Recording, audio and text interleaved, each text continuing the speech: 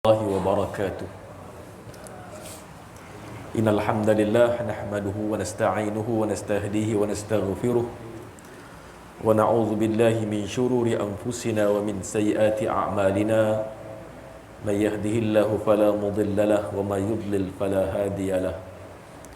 أشهد أن لا إله إلا الله وحده لا شريك له وأشهد أن محمدا عبده ورسوله. اللهم صل وسلم على سيدنا محمد وعلى آله وصحبه أجمعين. سبحانك لا علم لنا إلا ما علمتنا إنك أنت العليم الحكيم. وقل ربي أدخلني مدخل صدقي وأخرجني مخرج صدقي واجعل لي من لدنك سلطانا نصيرا. أما بعد. Alhamdulillah,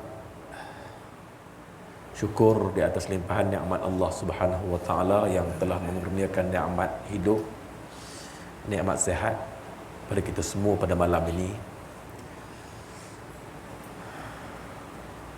Sama-sama kita diberi ruang dan peluang oleh Allah Subhanahu wa taala untuk tunaikan salat berjemaah. Mudah-mudahan salat kita, doa kita dimakbulkan oleh Allah Subhanahu wa taala. Sama-sama kita mengikhlaskan niat kerana Allah Subhanahu wa taala agar semua amalan yang kita lakukan diradai oleh Allah Subhanahu wa taala serta beroleh makbul daripadanya. Tuan Imam, Tuan Pengerusi serta jawatan kuasa masjid yang dimuliakan Allah Subhanahu wa taala sekalian. Pada malam ni insya-Allah kita akan berkongsi sambungan daripada apa yang telah kita berhenti pada beberapa minggu yang lalu. Pada malam ni kita akan sambung perkara yang ke-29. Perkara yang ke-29 akan menjelaskan kepada kita tentang kata-kata yang diriwayatkan daripada Sayyidina Ali bin Abi Talib,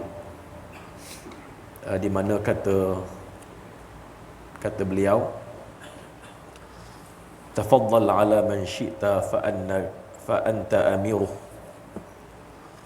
was'al man syi'ta fa anta asiruh wastaghni amman syi'ta fa innaka nadhiruh.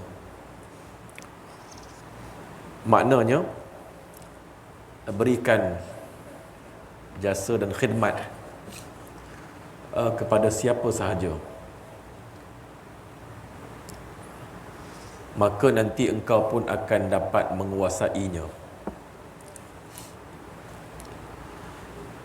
Mintalah kepada siapa sahaja, nescaya engkau pun akan dikuasainya.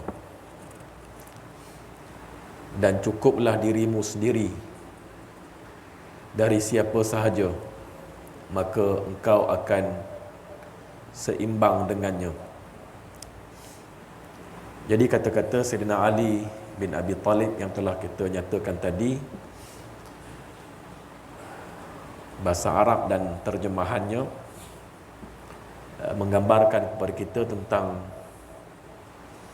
kita diminta, kita dipelawa untuk bantu, tolong, bagi khidmat kepada siapa saja yang kita suka dengan khidmat dan bantuan yang kita berikan nanti. Maka orang yang dibantu itu, orang yang diberi khidmat itu boleh kita kuasai. Artinya kalau kita bantu orang, maka orang akan terhutang budi dengan kita. Jadi apabila orang terhutang budi, maka dia akan mudah turut apa yang kita kata. Jadi dalam kehidupan ini kita tidak diminta untuk mengharapkan ataupun minta simpati pada orang lain. Malah kita diminta untuk membantu dan menolong. Kita diminta untuk menjadi tangan yang memberi, bukan tangan yang menerima. Bila menjadi tangan yang menerima, maka kita mudah dikuasai oleh orang lain. menyebabkan kita terhutang budi, akhirnya kita akan menurut saja apa yang dikehendaki ataupun diminta kepada orang yang kita terhutang budi kepadanya. Jadilah kita manusia yang memberi khidmat pada orang lain, membantu orang lain. Maka bukan sahaja kita akan beroleh pahala dan ganjaran di sisi Allah Subhanahu Wa Taala, malah kita boleh menawan hati orang yang kita bantu, kita tolong, maka mudah untuk kita melaksanakan dakwah, mudah kita nak ceritakan tentang Islam dan sebagainya. Jadi betapa agama meminta kita supaya kita memberi khidmat kepada semua orang, kepada siapa sahaja, maka kita akan dapat pulangannya nanti. Kita tak minta untuk dihormati, tetapi agama minta untuk kita membantu dan memberi khidmat seboleh mungkin pada sesiapa sahaja. Dan nanti walaupun tidak diminta, namun orang yang kita beri bantuan cukup menghargai apa yang kita telah usahakan kepadanya. Dan ungkapan yang seterusnya, mintalah kepada siapa sahaja, nescaya engkau pun akan dikuasainya. Lebih kurang dengan apa yang telah pun saya sebutkan tadi. Jadi bila mana kita meminta kepada seseorang, maka nanti kita akan jadi tawanan kepada orang tu. Was'al man syi'ta fa anta asiruh. Minta tolonglah kepada siapa saja, maka tunggu nanti kamu akan jadi tawanannya. Dan seterusnya, dan cukuplah dirimu sendiri dari siapa sahaja. Mari kita kena berpada dengan apa yang kita ada, memadai dengan apa yang kita ada, berpada dengan apa yang kita ada. Jangan kita meminta-minta, jangan kita nakkan sangat kemewahan hidup dengan cara meminta dan menagih bantuan dan pertolongan orang lain, kerana nanti kita akan terhutang budi. Maka kita boleh berbuat apa sahaja, hingga kan boleh menggadaikan prinsip menjatuhkan maruah kita sendiri. Jadi apabila kita berpada dengan apa yang ada pada diri kita, maka engkau akan seimbang dengannya. Fa innaka nadhiruh, maka kamu akan jadi rakan sejawatan, rakan yang sebaya dengannya. Mana tak ada kita dengan orang yang rajin memberi itu, kita sama saja, sebab kita pun tak minta pertolongan, dan kita pun turut sama membantu dan menolong orang lain. Maka kita setaraf dengan orang lain yang membantu dan menolong. Betapa kehidupan ini perlukan kepada maruah dan harga diri. Jaga maruah dan harga diri, walaupun susah. Jangan sampai kita meraih simpati, meminta simpati hingga kan menggadai prinsip dan maruah kita, kerana kita ada nilai, kerana kita ada harga diri. Jadi hadirin serta hadirat yang dimuliakan oleh Allah Subhanahu Wa Taala, apabila kita buat baik pada seseorang, maka seseorang itu akan menguasai orang itu. Sebaliknya, apabila anda justru minta sesuatu kepada orang lain, sama ada harta maupun jasa khidmat, maka anda akan dikuasainya. Kerana jiwa seseorang itu mempunyai pembawaan ataupun pembawaan untuk selalu menyukai kepada orang yang berbuat baik kepadanya. Kali ini disebutkan dalam satu riwayat hadis Nabi sallallahu alaihi wasallam yang menyatakan, wa man ahabba syai'an fa huwa asirun lahu. Barang siapa yang cintakan sesuatu, maka orang itu akan menjadi tawanannya. Ya. Barang siapa yang cintakan sesuatu, maka orang itu akan menjadi tawanannya. Apa saja, bukan setakat cinta manusia, malah cinta harta, cinta kepada makhluk yang lain, maka menyebabkan kita akan menjadi hamba kepada makhluk, hamba kepada benda. Kalau kita cintakan harta, tunggu kita akan menjadi tawanan kepada harta. Kita bekerja untuk harta, kita menjaga harta. Mana kita bekerja untuk harta, sepatutnya harta itu kita gunakan untuk manfaat. Akhirnya kita seolah-olah menjadi pengawal kepada harta, penjaga kepada harta. Bagaimana harta apabila dicintai, maka dia boleh menawan kita. Begitulah juga dengan perkara-perkara yang lain. Kalau kita cintakan kucing kesayangan kita, hingga kan kita akan menjadi hamba kepada kucing yang kita sayang, kan? Kita bagi dia makan lebih daripada kita makan, kita akan rawat dia lebih daripada kita rawat anak kita.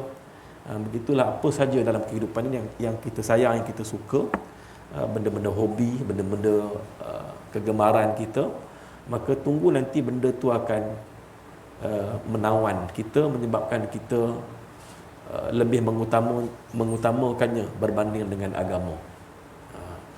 Jadi begitulah benar kata-kata sabda Nabi sallallahu alaihi wasallam, wa man ahabba syai'an fahuwa asirun lah. Barang siapa cinta sesuatu, maka orang itu akan menjadi tawanannya. Orang itu akan menjadi tawanannya. Begitulah juga dengan manusia. Apabila kita cintakan manusia, tunggu nanti manusia itu akan menjadi tawanan. Kita akan menjadi tawanan kepada manusia itu. Artinya kita akan menurut apa kehendak, apa kata orang yang menolong dan yang kita cintai itu. Sayyidina Ali karamallahu wajhah pernah berkata, ana abdu man 'allamani harfan fa in syaa ba'ani wa in syaa a'taqani. Aku adalah hamba dari seorang yang mengajar kepadaku, walaupun satu huruf. Berpulanglah pada dia, sama ada ia akan terpulanglah kepada dia, sama ada dia akan menjualku ataupun merdekakanku. Betapa kalau dulu orang yang belajar, seolah-olah dia telah memperhambakan diri kepada orang yang mengajar dia ataupun guru dia, hingga kan dia mengeluarkan wang ringgit, memberikan makanan dan memberikan khidmat kepada tok guru.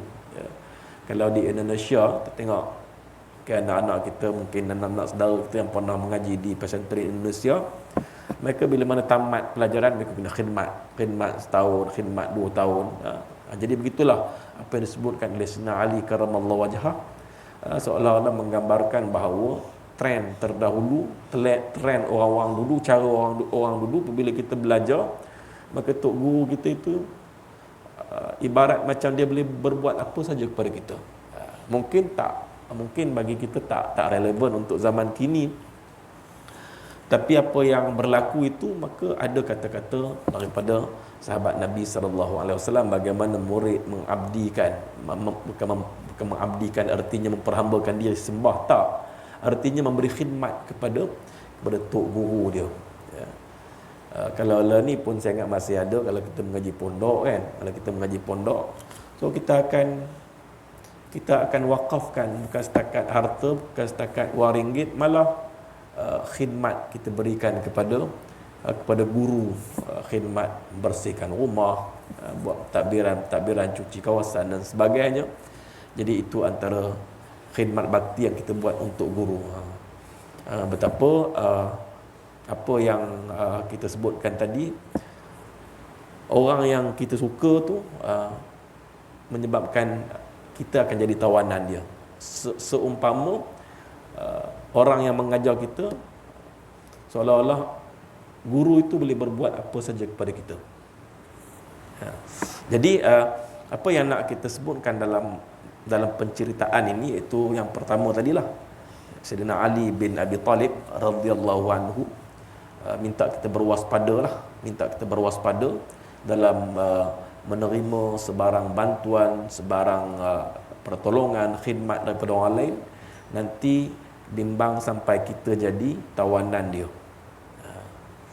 Maka kita di situ kena menjadi orang yang memberi khidmat, orang yang membantu, orang yang menolong, bukan orang yang menagih simpati, bukan orang yang meminta-minta, bukan orang yang mengharapkan Jadi apabila kita mengharapkan, kita menanti-nanti, kita menunggu, maka itu bukan akhlak, bukan kita katakan sikap bagi orang-orang yang beriman. Kerana orang-orang yang beriman, dia ada harga diri, dia ada maruah, dia mesti membantu dan menolong. Dia bukan jadi orang yang berada di pihak tangan yang di bawah, sebaliknya tangan yang di atas, tangan yang memberi.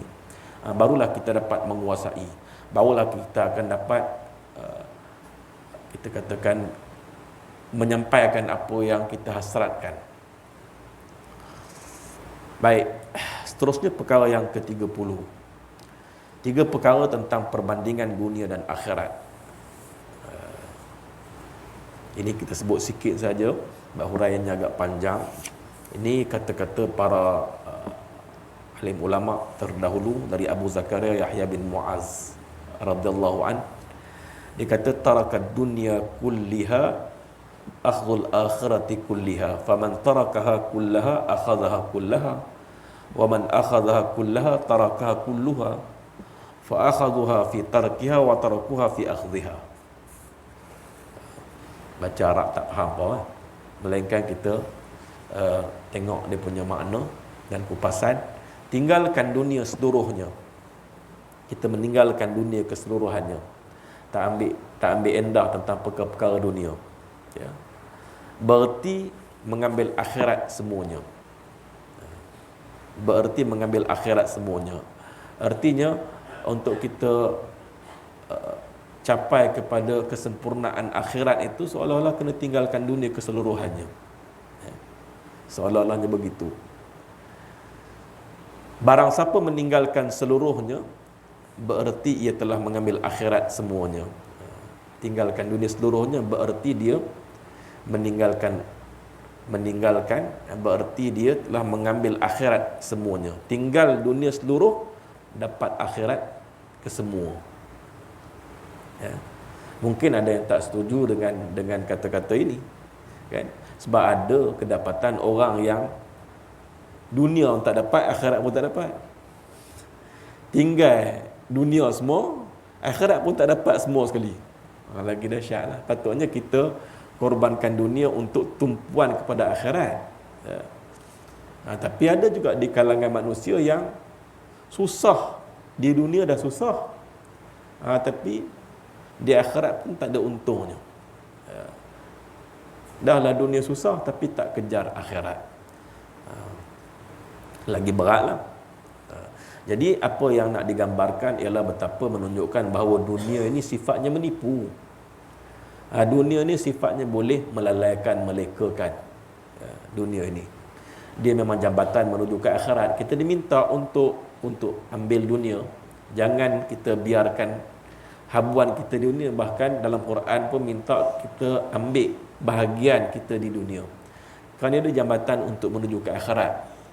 Tetapi barang diingat bahawa kemewahan yang lahir daripada kekayaan dan kesenangan itu, dia menyebabkan manusia mudah leka, mudah alpa.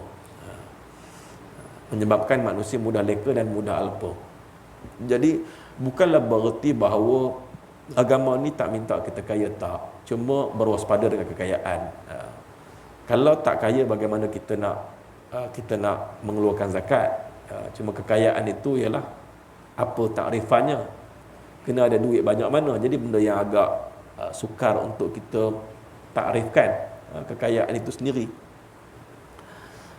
Cumanya agama tak menghalang untuk kaya, tetapi kena diingat kekayaan menyebabkan manusia mudah lupa dan lalai. Dan kekayaan yang Allah Subhanahu Wa Taala berikan kepada kita untuk kita manfaatkan kepada orang lain, bukan untuk kemewahan kita. Dia memang zahir nampak harta adalah kemewahan, tetapi bagi orang yang zuhud, walaupun dia berada, namun keberadaannya itu, kekayaannya itu tidak menyebabkan hati dia lalai, tidak menyebabkan hati dia leka. Malah dia tak rasa pun bahagia dengan kekayaan yang dia perolehi, kerana kekayaan yang dia perolehi itu adalah semua untuk dimanfaatkan kepada orang lain. Jadi kalau begitu keadaannya bagus, okeylah. Tetapi tak semudah itu. Ramai orang tertipu dengan kekayaan dan kemewahan hidup. Sebab itulah digambarkan bahawa meninggalkan dunia keseluruhannya berarti seolah-olah mengambil akhirat keseluruhannya. Barang siapa meninggalkan seluruhnya berarti dia telah mengambil akhirat semuanya. Barang siapa mengambil dunia seluruhnya berarti dia meninggalkan akhirat semuanya. Ada terbalik. Barang siapa mengambil dunia seluruhnya berarti dia meninggalkan akhirat semuanya. Digambarkan sebegitu betapa bila mana kita menumpukan tumpuan kita kepada dunia menyebabkan kita akan lupa akhirat. Kita akan lupakan akhirat. Mungkin hanya sebahagian kecil saja yang berjaya. Berjaya dengan ujian-ujian kekayaan, ujian-ujian kemewahan. Tapi ramai yang kecundang, menyebabkan dia semakin bongkak, menyebabkan dia semakin angkuh dan sombong, ya. Hingga kan dia boleh berbuat apa saja untuk kejar matlamat dunianya.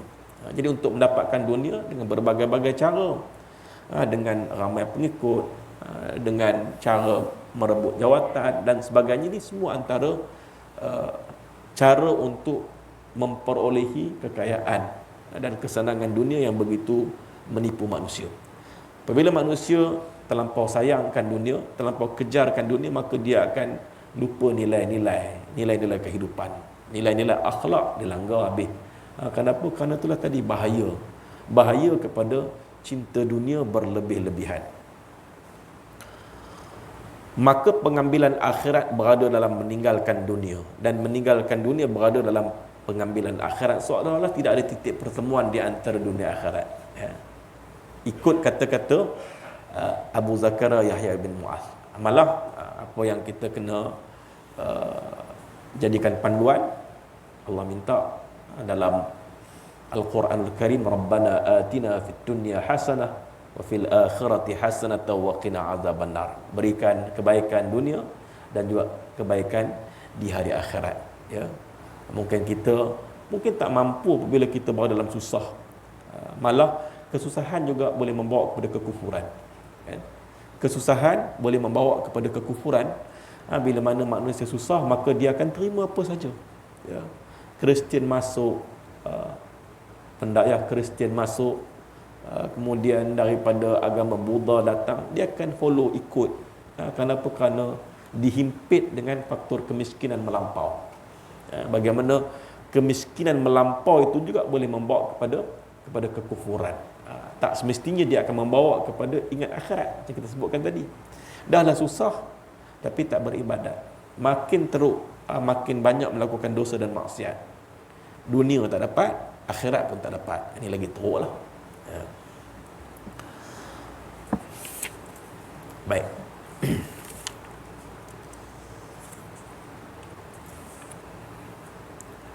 Seterusnya yang ke-31. 3 perkara untuk menjadi orang zuhud, ya. 3 perkara untuk menjadi orang zuhud. Kita pernah dengar perkataan zuhud, ya. Zuhud dan wara'. Kita pernah dengar perkataan zuhud dan wara', satu tingkatan ubudiyah lah, tingkatan perhambaan kita dengan Allah Subhanahu wa taala. Maqam zuhud dan sampai ke maqam wara'. Jadi kalau zuhud ni dia banyak pentarifan, cuma kita nak ambil yang agak mu'tadil, yang agak sederhana, yang mudah difahami. Zuhud ni makna kita tak ambil lebih, kita berpada, bahkan kita meninggalkan perkara yang tidak mendatangkan apa-apa manfaat untuk agama. Itu adalah zuhud. Meninggalkan perkara yang tidak mendatangkan apa manfaat untuk agama kita. Jadi bila mana perkara ini kita tinggalkan, maka kita tergolong dalam golongan orang-orang yang zuhud. Perkara-perkara yang tidak mendatangkan manfaat untuk urusan agama kita ni banyak, ya, banyak. Ya. Contoh, kita sembang lama kat kedai kopi contoh, kan, ya. Benda boleh, tapi benda tu agak-agak kalau lama sangat dia jadi benda lain. Lama sangat dia jadi benda lain. Benda penting mungkin dah selesai dah, tapi akan diceritakan benda yang tak penting. Jadi benda tu mungkin tidak ada manfaat untuk agama, untuk agama kita, untuk lebih kita dekatkan diri kepada Allah Subhanahu Wa Taala. So kita jauh dan tinggalkan. Itu juga benda-benda yang boleh melalaikan dan melekakan, yang merugikan kita untuk agama kita jauh dan tinggalkan. Itu antara pengertian zuhud. Maknanya kita lebih mengutamakan hubungan kita dengan Allah Subhanahu Wa Taala, meninggal apa saja bentuk yang boleh melalaikan dan menjauhkan diri kita dengan Allah Subhanahu Wa Taala, walaupun perkara itu perkara yang mubah, perkara yang harus, perkara yang dibolehkan. Ya. Min husnil islamil mar'i tarkuhu ma la ya'ni. Itu hadis Nabi sallallahu alaihi wasallam yang menyatakan kepada kita, di antara keelokan Islam seseorang, dia meninggalkan perkara yang tidak ada kaitan dengan diri dia. Jadi benda-benda yang tidak ada kena-mengena kita ni banyak. Dan benda tu tidak menguntungkan kita untuk agama, tidak bermanfaat untuk agama kita, maka kita kena jauh dan tinggalkan. Maka kita tergolong dalam golongan orang-orang yang zuhud. Jadi orang yang zuhud ni tak semestinya dia miskin. Ya. Bukan mana kata bila zuhud ni pakai koyak rabak, kereta pun exhaust pecah, tak baiki, contoh. Zuhud ni tu kan zuhud, tak ada duit nak modal tu nak baiki tu kan. Belum ada modal lagi, tunggu dulu. Bukan zuhud. Saya tak zuhud, duit tak ada. Bila duit tak ada, abang zuhud, padahal duit tak ada kan? Jadi tak digambarkan melalui bentuk fizikal yang sebegitu. Malah kalau kita kaya raya pun, tetapi kaya raya itu tidak melalaikan kita dan digunakan kekayaan itu ke jalan yang menguntungkan agama, tetap kita zuhud. Jadi jangan kita memandang bahawa orang yang nampak kaya raya itu ni tak zuhud langsung dia ni. Jadi tak boleh kita nak pukul rata sebegitu. Ya. Jadi semuanya terletak pada hati. Terletak pada hati kita, sejauh mana zahir kekayaan, keberadaan zahir yang kita miliki itu mampu untuk tidak melalaikan kita, tidak melekakan kita. Selagi mana kita boleh bawa pada perkara menguntungkan agama, so kita dianggap sebagai orang yang zuhud. Dan tingkatan zuhud ni lebih tinggi daripada tingkatan warak. Kan, itu zuhud. Warak ni hukum dia wajib, fardu ain. Warak ni yang wajib adalah meninggalkan perkara-perkara yang mendatangkan mudarat untuk agama.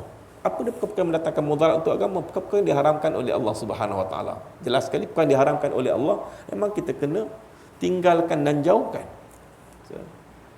Dan bukan sekadar itu, malah warak dalam perkara yang tak clear, tak jelas, haram ke halal ni, halal ke haram, halam, tak tahu, kita confuse. So kita jauhkan tu warak. Itu antara tanda-tanda kita warak. Orang yang tak warak ni, dia sebat ikut dan dia belasah, dia tak fikir dah halal ataupun haram, tu tak ada warak.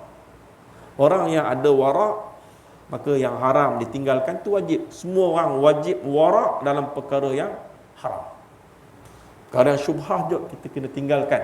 Ada hadis Nabi sallallahu alaihi wasallam ceritakan tentang hal itu. Begitu juga benda-benda yang harus, yang boleh merosakkan, yang boleh mudaratkan agama, juga termasuk dalam perkara yang dianggap sebagai warak. Jadi warak dan zuhud ni bukanlah satu ukuran pada fizikal, tapi dia lebih kepada dia kita katakan melayani muka-muka cantik, melayani kata-kata yang bagus, dengan lisan yang fasih sebut, ucapan-ucapan yang indah. Dia melayani benda-benda ni semua, maka menyebabkan dia akan susah dan sukar untuk menyatakan kebenaran. Susah untuk menyatakan kebenaran, susah untuk menyatakan perkara yang hak lah. Jadi untuk menyatakan yang hak, kita tidak boleh memperdulikan kata-kata manusia, tetapi kita kena mengutamakan Allah Subhanahu Wa Taala. Sebab dalam satu hadis Nabi sallallahu alaihi wasallam, Nabi sebut jihad yang paling afdalul jihadi qaulu haqqin inda sultanil jair. Jihad yang paling utama ialah menyatakan kebenaran di sisi seorang raja yang zalim. Maka untuk sampai kepada tahap itu, maka kita tidak boleh memperdulikan kata-kata manis seseorang, nanti kita akan terpedaya, menyebabkan kita tak mampu untuk menyatakan yang mana yang benar, yang mana yang petunjuk, yang mana yang hak di sisi agama Allah Subhanahu wa taala. Jadi ini menggambarkan tentang kehidupan. Semua ini menggambarkan tentang kehidupan kerana kita hidup di dunia dan kita dapat melihat dengan mata kepala kita tentang bagaimana sikap manusia, dan kita tidak boleh memperdulikan kata-kata manis, kita tidak boleh memperdulikan, kita tak boleh nak memperdulikan janji-janji dan seumpamanya. Kita berserah kepada Allah, lihat sahaja, dan jangan nanti apabila kita terpedaya, maka kita tak mampu untuk menyatakan yang benar, terutama di kalangan sultan ataupun pemerintah yang jair. Jadi ini disebut dalam kitab ni lah. Saya rumuskan secara umum, agak panjang perbahasan dalam perkara ni. Cuma keseluruhannya nak menceritakan kepada kita bahawa kita jangan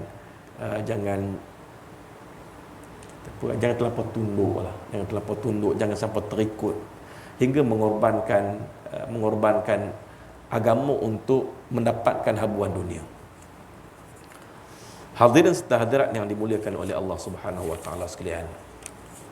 Untuk malam ni sekadar ini kot. Sekadar ni untuk malam ni perkongsian kita beberapa kata-kata para sahabat Nabi sallallahu alaihi wasallam, dan juga kata-kata daripada ulama-ulama tasawuf berkaitan dengan kehidupan dunia yang banyak cabaran, yang banyak ragam, yang banyak dugaan.